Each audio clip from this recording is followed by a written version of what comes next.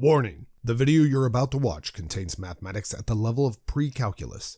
All material has an assumed prerequisite of college algebra and trigonometry. While some prerequisite topics are reviewed briefly, a more thorough review of these entrance topics can be found by searching the web. It's the system of equations. We must deal with them all at once. Always looking for solutions. Positive outlook overcomes. Welcome back, everybody. We're going to go ahead and continue with proofs by mathematical induction. You should have already watched my videos on what mathematical induction actually is, and then proving summation conjectures using mathematical induction. Now, in this video, we're going to start looking at conjectures that are not based upon summations. And what I mean by that is, for example, the proposition here, prove that 8 to the n power minus 3 to the n power is divisible by 5. Notice that's not a summation. It's not like this infinite sum or some weirdness like that. Also, the next example we're going to do is definitely not a summation either. That's an inequality. We're saying that this inequality holds for all n in the natural numbers as long as x is greater than -1. So these types of statements are a little more challenging to prove, and they take a little more artwork, I guess you could say, when it comes to proving via mathematical induction. So let's go ahead and approach this guy right here. We want to prove that 8 to the nth power minus 3 to the nth power is divisible by 5 for all natural numbers n. We'll start our proof with just the main kind of initial step, which is showcasing that this statement is true for n equals 1. And the way that I'm going to do this, I'm just going to say 8 to the first minus 3 to the first is equal to 5, and 5 is divisible by 5. Therefore, the claim is true for n equals 1. Now we're going to go ahead and assume that this claim is true for some arbitrary value of k, some domino down the road. That is, we are going to go ahead and assume that 8 to the kth power minus 3 to the kth power is divisible by 5. And this is for some arbitrary k. We don't know what that k is, but we're just going to say it does hold for some k down the road. And using that, we're going to go ahead and try to prove that 8 to the k plus 1 minus 3 to the k plus 1 is divisible by 5. By the way, this is our induction hypothesis. I'll mark that as well. Now let's consider the case where n is equal to k plus 1, and this is where I do my scratch work off to the side. So let's go ahead and go off to the side here and make a little note. We want to show that 8 to the k plus 1 power minus 3 to the k plus 1 power is divisible by 5. Now, I'm going to spend some time in this blue ink scratch work area because this is where I'm going to really develop my argument so that I can then go back to the proof and write it cleanly. So let's see, how can we get this to be divisible by 5? With the assumption, by the way, that 8 to the k minus 3 to the k is divisible by 5. Well, if you want to include that argument, that 8 to the k minus 3 to the k is divisible by 5, that means that you're going to have to take that blue ink right here and rewrite it as 8 to the k minus 3 to the k. So I'm going to grab that. Again, this is my scratch work, so nobody else is going to see this. I'm going to write this as 8 times 8 to the k minus 3 times 3 to the k. So I do now have 8 to the k minus 3 to the k. Well, no, I don't. I have 8 to the k, and then I have a 3 to the k, but unfortunately, it's not 8 raised to the k power minus 3 raised to the k, or yeah, minus 3 raised to the k power. There are some coefficients here we have to worry about. I would love it if I could factor off, let's say for an example, maybe a 3 off of both those or something like that. Well, that's actually doable. So remember, we want to showcase this is divisible by 5. The best way to showcase something's divisible by 5, turn it into 5. Is there a way to write that 8 with a 5? And the answer is totally yes. It's 5 plus 3. So that's a little trick to this problem, is to take that 8 and write it as 5 plus 3. You still have, it's still multiplying 8 to the k, and then still is losing 3 times 3 to the k. But if you distribute that 8 to the k out to both of those terms, I'll show that distribution in a different color there, then you get this wonderful result. You have 5 times 8 to the kth power plus 3 times 8 to the kth power minus 3 times 3 to the kth power. Now remember, our goal is to somehow include 8 to the k minus 3 to the k. I need to get that expression somewhere in our blue ink argument over here. I need an 8 to the k minus 3 to the k, and I hope you can see that we actually have it if we factor a 3 off of both of these terms. So that would be, let me go ahead and zoom out just slightly, 5 times 8 to the k plus 3 times the quantity 8 to the k minus 3 to the k. And now I can see that this number, 8 to the k minus 3 to the k, we've assumed that that number is divisible by 5. Thus, 3 times that number should also be divisible by 5, right? If you have a number that's divisible by 5, it still is divisible by 5 if you multiply it by any other number as well. So, and also the first term is divisible by 5 because it has a 5 multiplying it.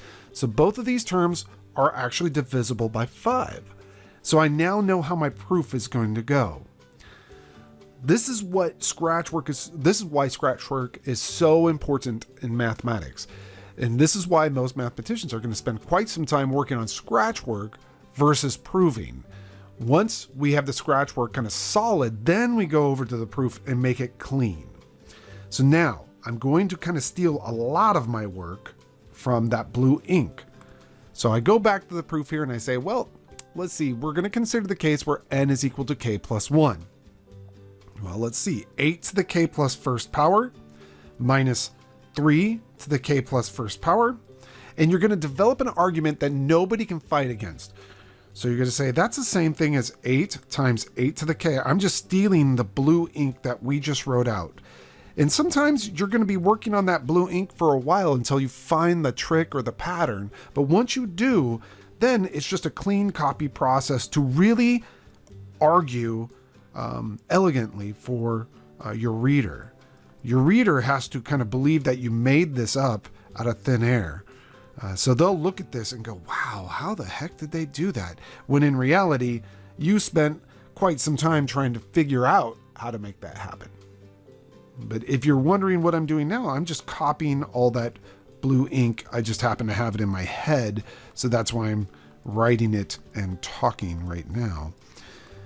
So somebody who's reading this can't argue against me. They can't say, wait, no, that's not true. Because every step along this way, I'm justifying, I'm really taking my time so that a person cannot argue against me. I get to this point, I say, okay, I'll factor out that 3, and I have 8 to the k minus 3 to the k. And at this point, I will stop and I will say, however, or something like that. Let me zoom in to get a really good handwriting here.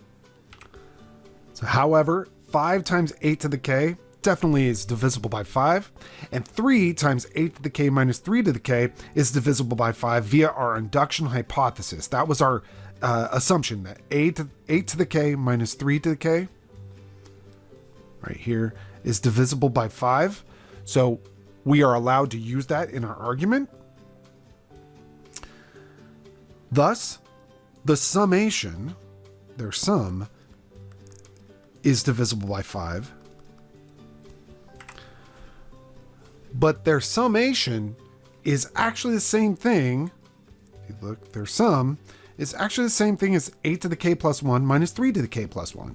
So hence, 8 to the k plus 1 minus 3 to the k plus 1 is divisible by 5. The claim, therefore, is true for n equals k plus 1, and so it holds for all natural numbers by mathematical induction. Again, just the format. We proved the statement is true for n equals 1. We assumed that it would be true for some k down the line, and with that assumption that that claim is true for some k down the line, it must therefore, by our proof, be true that the next one in line must also hold as true. And since k was arbitrary, it could have been 1, therefore that claim must be true for 2. But therefore the claim must be true for 3, therefore the claim must be true for 4, and so on and so forth down the line. QED. That is a non-summation proof. They're a little more challenging, right?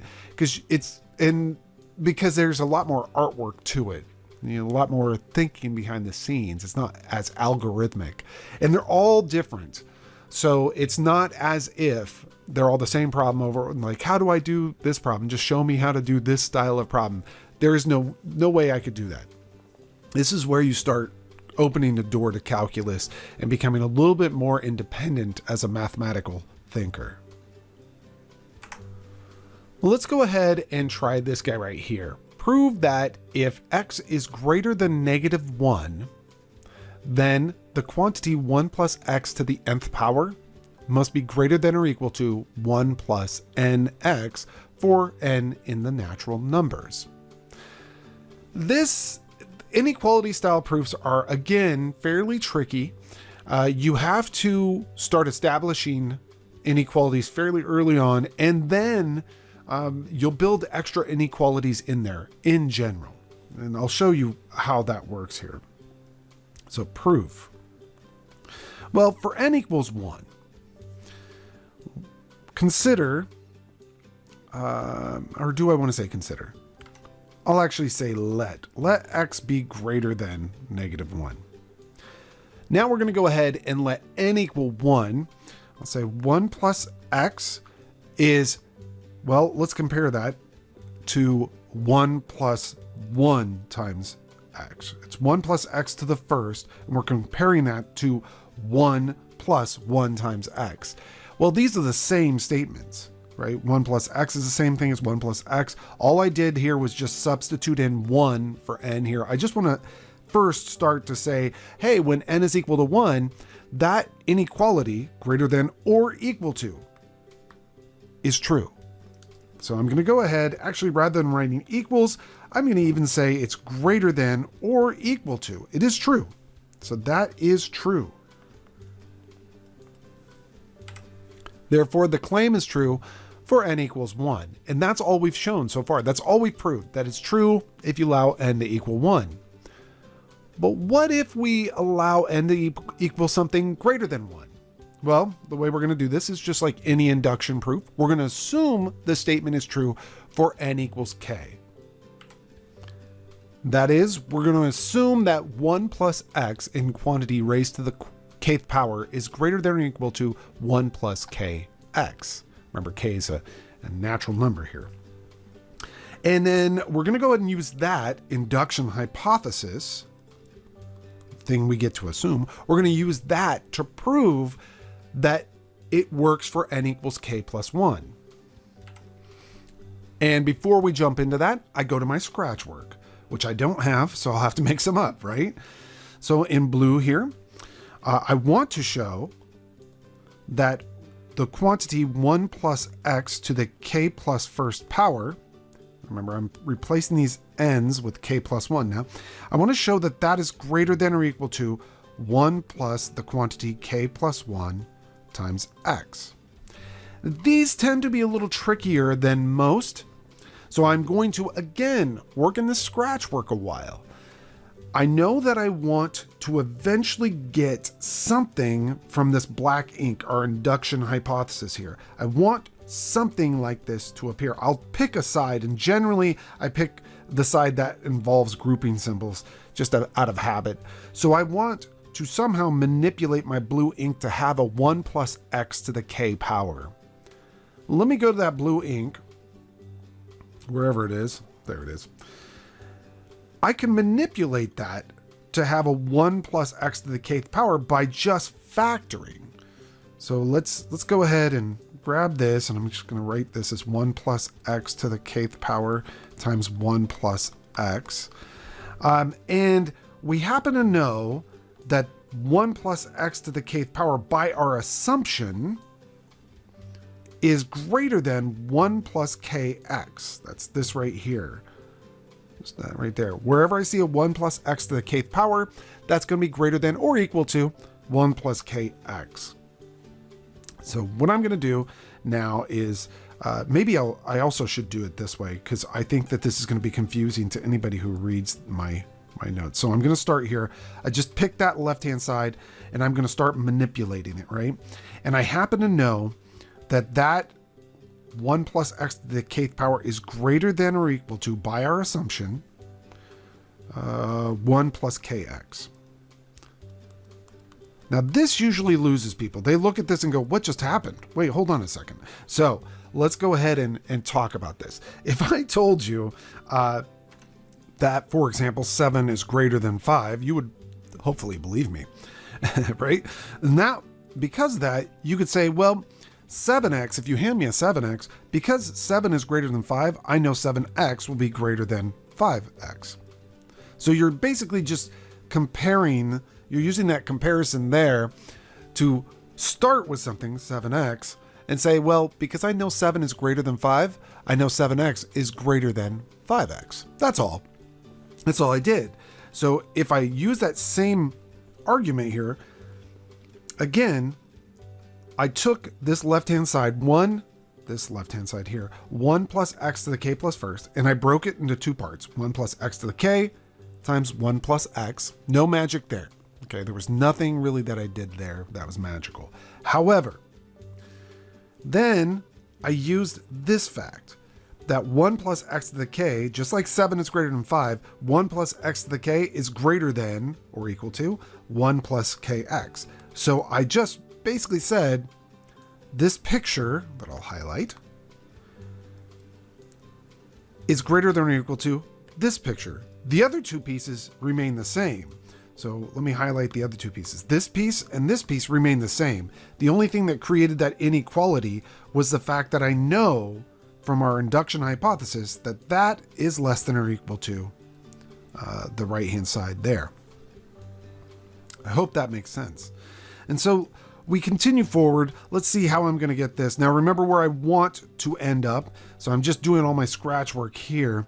Looks as though I'm going to have to distribute. So let's just say this stuff on the right hand side is equal to 1 plus x plus kx plus kx squared. That's just a little algebraic distribution.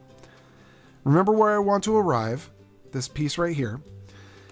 And I'm not quite there. If you take a look at that right hand side, I could factor an x out of these two terms. If I do, I'm left with a 1 plus k times x. Hey, that's pretty good.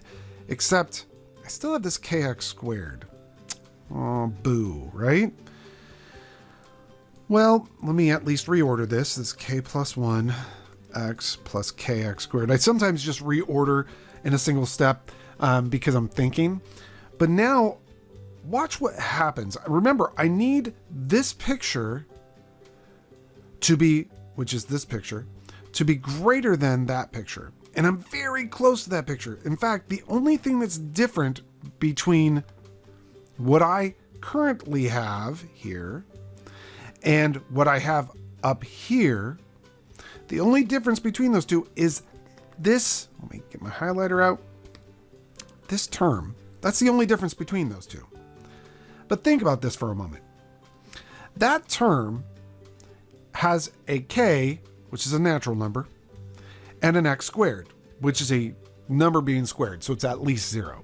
So kx squared, I'm going to write this in blue off to the side, kx squared is greater than or equal to 0. Wouldn't you agree? I mean, that because k is a natural number and x squared is just a number squared, the lowest that could be is 0. It's likely going to be greater than that, but the lowest it could be is 0. So essentially what's happening here is this number is adding something to these two numbers. If I take this number away, then the value decreases or can decrease ever so slightly. Now let's just double check that. Let's say we started here. I have a number. If I add something that's non-negative to it, it grows a little bit. So this number is less than or possibly equal to this number. Do you see why I say it's more like an art form? Because it really is. So there's no teaching this. At this point, this is where I really get to see whether somebody is mimicking mathematics, like all they've done their entire careers, computational mathematics, and they don't really understand math, versus somebody who really is delving into the critical thinking part of mathematics. Here's where I can see it. So if you delve into the critical thinking part of mathematics, I'll be able to see it here, because you can argue and showcase your work. It's very, very good. For me, at least, as an instructor. So let's go ahead, and now that I know kind of how this goes, let's go ahead and go back here. Consider the case where n is equal to k plus 1. I'll choose the left-hand side, 1 plus x to the k plus first power, and I'll do the same work I just did. That is equal to 1 plus x to the kth power times 1 plus x. Nobody's going to argue against that. They're going to say, yeah, okay, fine. I totally get that.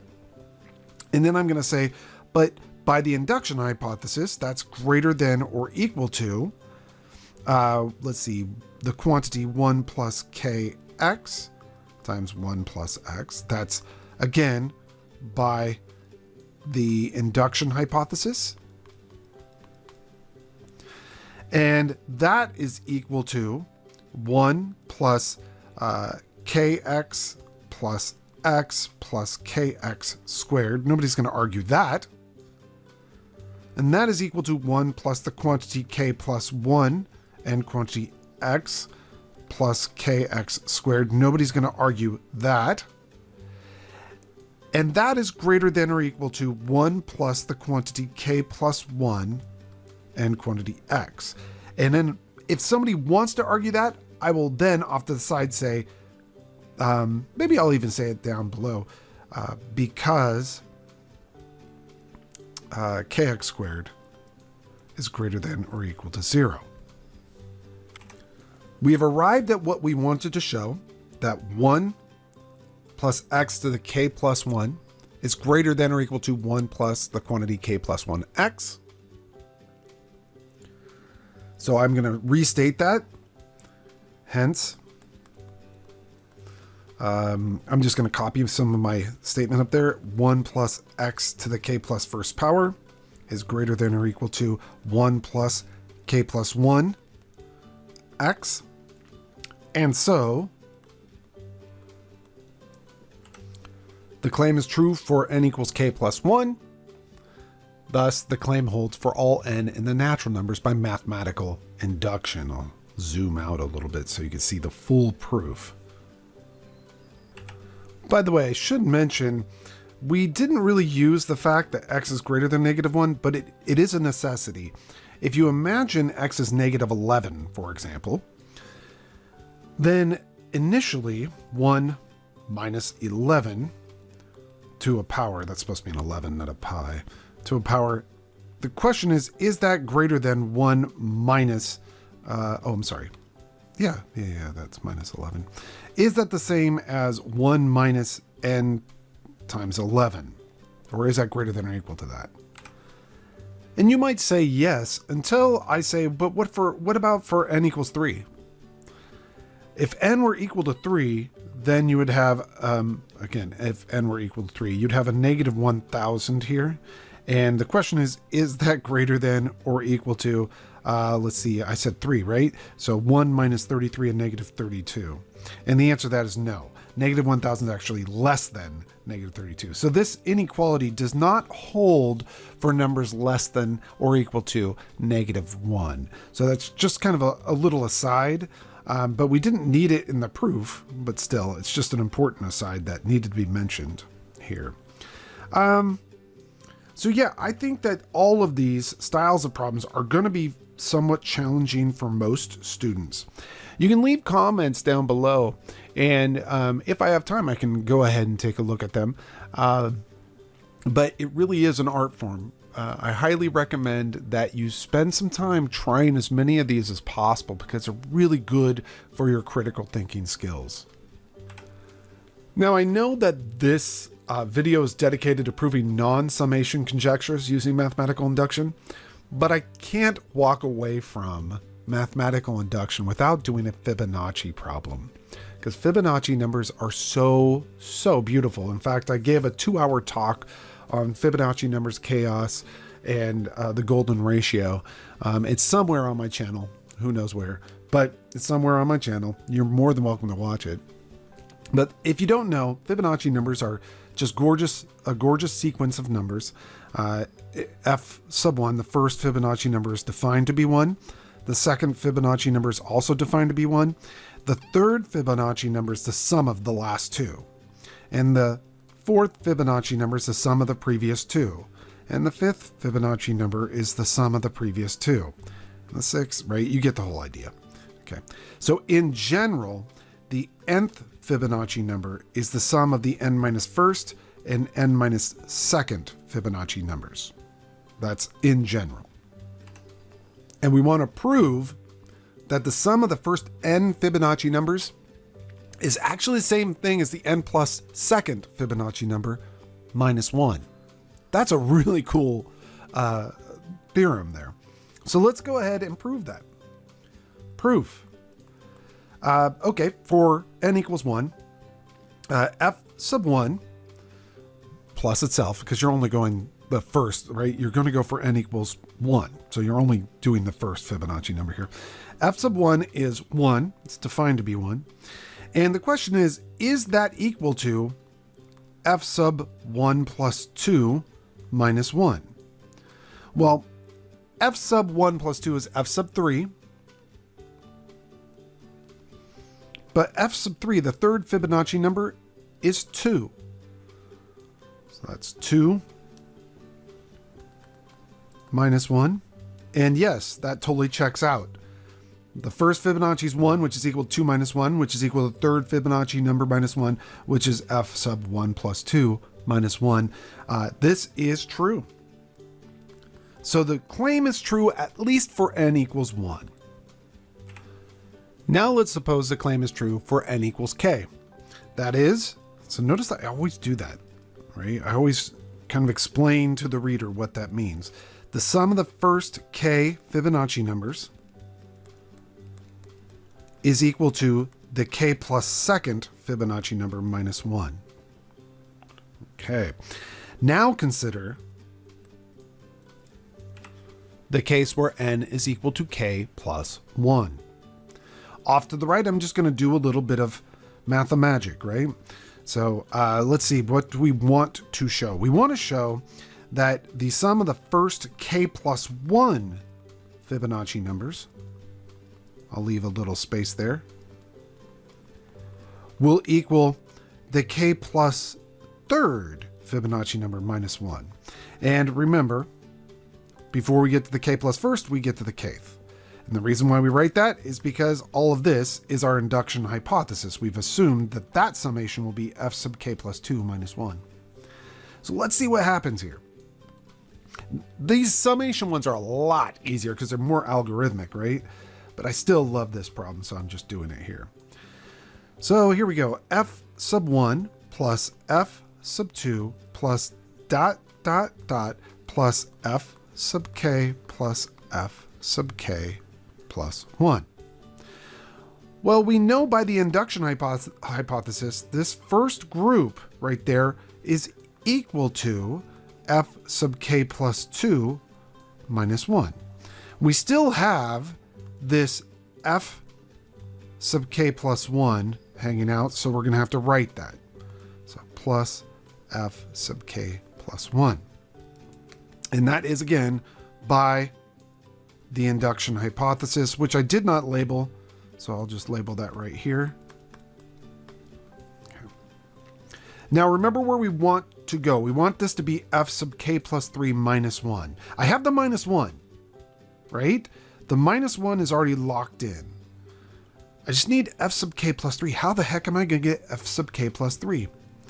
Well, let's see. I have f, that was supposed to be an f sub k plus 2 plus f sub k plus 1 minus 1. Well, remember how Fibonacci numbers are defined. The next Fibonacci number in line is defined to be the sum of the previous two. The next Fibonacci number in line is defined to be the sum of the previous two. So the sum of these two guys right here should be the next one in line. The next one in line is the k plus third term. That's equal to, just by definition of Fibonacci numbers, f sub k plus 3. And thus we have shown that the claim is true for n equals k plus 1. And therefore, the claim is true for all natural numbers. And that is by mathematical induction, QED. Beautiful result of Fibonacci numbers. The Fibonacci sequence is just a gorgeous sequence. I highly recommend that if you have problems in the homework, or if you have problems that are not in the homework that were not assigned, do them if they're involving Fibonacci numbers. There's some beautiful theory in the background. Anyhow, I'm sorry that this doesn't cover like every single style of problem that doesn't involve summations. That's pretty much impossible to do. However, hopefully it gives you a little bit of a guideline on mindsets on how you would approach certain problems. All right, I'll see you in the next video. It's the system of equations. We must deal with them all at once. Always looking for solutions. Positive outlook overcomes obstacles getting in our way, cause affects more than we can sometimes see. Things for what they are and work together until you feel at peace. Just listen close, don't talk too much that isn't kosher. You may really hurt inside. It doesn't justify you to speak too loud and cry.